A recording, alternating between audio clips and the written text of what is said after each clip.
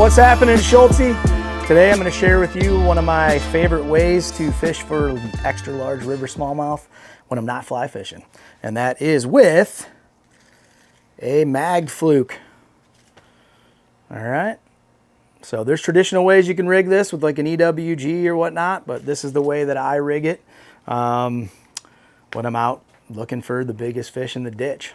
So 7-inch mag fluke is my favorite to do this with. There's a whole bunch of different colors in it. Some of my favorites are pearl. I like Arkansas shiner. I like albino. I like sungill. But when you're fishing a bait like this, it's always nice to see to eat. So something that you can see is usually preferred. But when the going gets tough, this is a solid option here, which is called sungill. One thing I'm doing before I rig them is I am boiling these. Okay, so I'm just going to simply boil a pot of water and dump a couple 3 bags in there. What that's going to do for me is it's going to make the bait a little more soft and pliable. But in my opinion, it makes the bait more durable. Okay, especially when, for the next step is what I'm going to show you. So this is the Zoom Fluke 7-inch mag. Other options out there, here's your Zoom Fluke 7-inch mag. Other options out there that are going to behave a little bit different, we'll touch on that, is the jerk shad. So they make a 7-inch jerk shad. Okay, so I'm going to show you guys a few little tips and tricks for rigging this. So instead of just using an EWG and whatnot, I'm going to modify these by placing a piece of plastic tubing through the head of the bait. Okay. This one is a jerk shad. It's got a little bit of weight in it. It's got a little rattle in it. I'll show you guys how to do that. And this one just is a 7-inch Zoom Fluke. So let me rig it, and then I'm going to show you exactly how I pre-rig it before I rig it. So the first thing I'm going to do is I'm going to take a bobber stop, like a medium. There's some other options on the market that are a little bit larger and maybe slightly shaped different. They'll all work. I'm going to put one on first, put on my first bobber stop, and I got that in there. Okay, and again, I'm going to show you how to rig the tube through second, but here we go. I'm going to take that through the front of this tube and out like so. So I got that free sliding on there. I'm going to add a second bobber stop.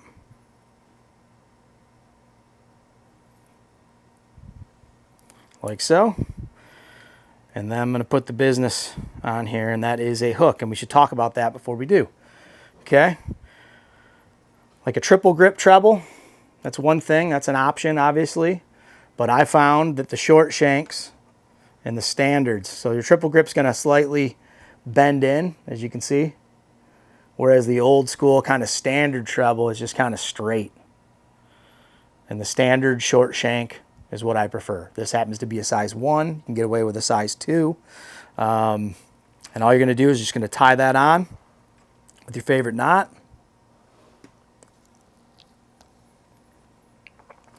That wet, cedar down. Trim that off. I'm going to seat this treble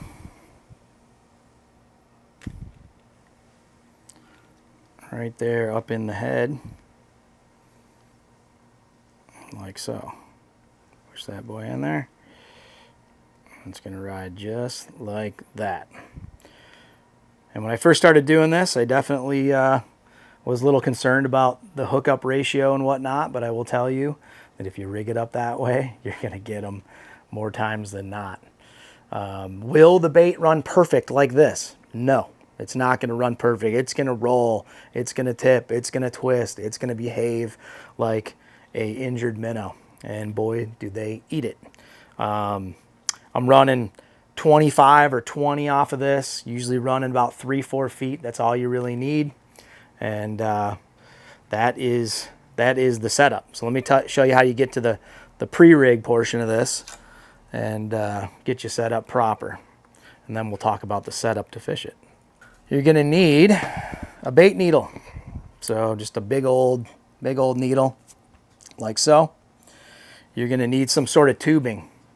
This happens to be like tubing that you'd use for fly tying tube flies. If you have a bunch of Dacron bobber stop, old school you know, pink and orange and chartreuse that come on the little plastic black tubes like this. Save those bad boys and reuse them. All I'll do is I'll just kind of hit them with a lighter and kind of mushroom tip them out, and that makes them seat in there a little bit better. If you have the ones that already have the Dacron on them, feel free to just stick that thing in there. It'll work just fine. I'm going to take the needle, I'm going to stick it through the head of the fluke, like so. I got that. Slide the tubing on. If you're doing this on the water and you're doing it really quick and you're not pre-rigging these, this stuff will not work very well because it takes a little while to set up, but the E6000 works really good, especially if you have a little bit of backing or something on there, thread on that tube, it'll make it a little more durable. And I'm just going to take that E6000 and I'm just going to dab that onto the tube. Come on. Dab that onto the tube. Like so. Again, this is going to take a little while to set up. So, something you're going to need to do before you get to the water. Take that, stick it back on there, run her through. Push her through a little bit longer than you think you would need.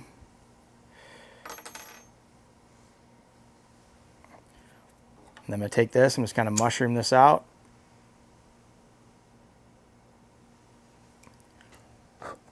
Like so. Push that back up in there. So now you got that nice little deal there. Take the other side, trim that off a little bit, leave it long. Do the same thing here. Try not to burn yourself.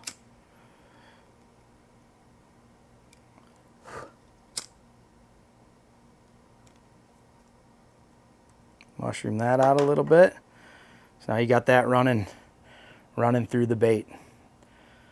And again, color doesn't matter. Orange, chartreuse, black, whatever you can find, just some sort of tubing that'll fit perfectly in there like so. And you're good to go.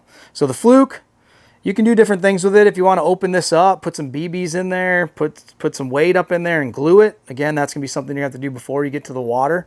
But I've definitely experimented with that. If you're playing around with the Z-Man stuff, the jerk shads, you can do all kinds of fun stuff with these. Okay, so you use the Z-Man rattlesnaker, right? Take a glass rattle, stick it up in here, like so. Take that guy, stick it up into the bait, jam it in there, like so, and just use that little ramrod, push it in there. Just give that a little tug, and that secures that rattle right up in the bait. If you want to add a little weight to it, you want to get a little bit deeper, you're fishing faster current, or you want to get that bait down, you're in a lake, you want to fish it a little bit deeper, you can take a tungsten or a lead nail weight, which are just right here, tungsten lead nail weights. Been fishing a lot, hands are looking a little rough, and you can do the same thing with that. Take your scented jerk shad, put that up in there like so.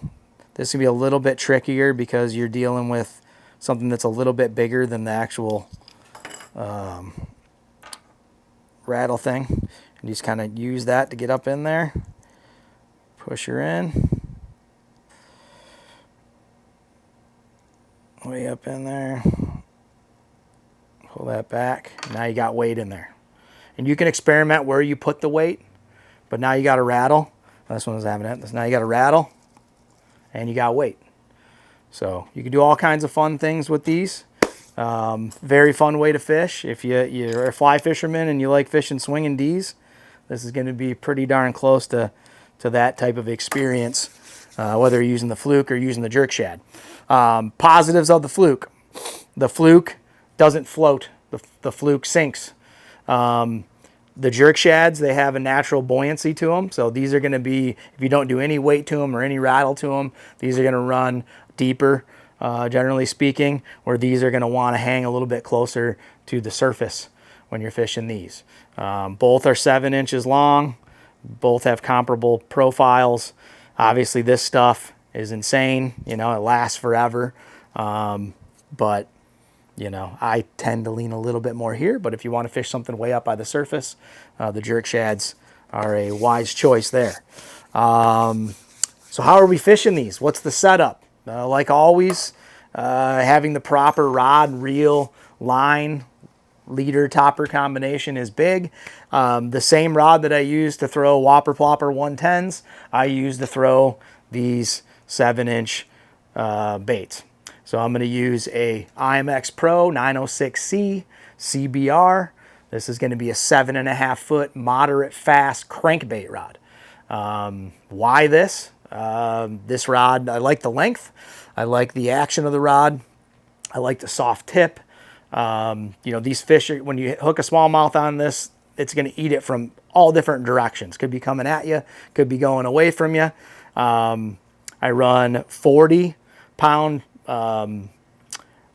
braid to a 20-pound fluorocarbon leader or topper, whatever you want to call it. I'm going to use an XG speed reel, so a high-speed reel, 201 XG. This happens to be the Corrado. I'm a left-hand retrieve, a 201 or a 200 would be sufficient. Long handle, just a killer setup. This is a great rod for smallmouth fishing, largemouth fishing, redfish down in Louisiana. I catch a lot of redfish on the 906C CBR. But yeah, that is the setup. And this is a really, really fun and entertaining way to fish and extremely effective, and seems to call out some of the larger fish in the river that prefer to eat larger bait. So a 7-inch bait, this is quite deadly. So a cool little way to rig up your flukes, take them to the next level. If you boil them, you'll get a little more durability out of them, a little bit different action. This one's not boiled. This one here is boiled, so just slightly different, softens up the bait, get you a little more life out of it. I had one that I caught probably 30 to 40 smallmouth on this past week that lasted forever the way that I rigged it up, and I boiled it and did everything proper and had a heck of a trip. So another tip from Schultz Outfitters, that's a really cool way to rig up your 7-inch mag flukes or your 7-inch jerk shads when you're river or lake fishing this summer for trophy smallmouth bass.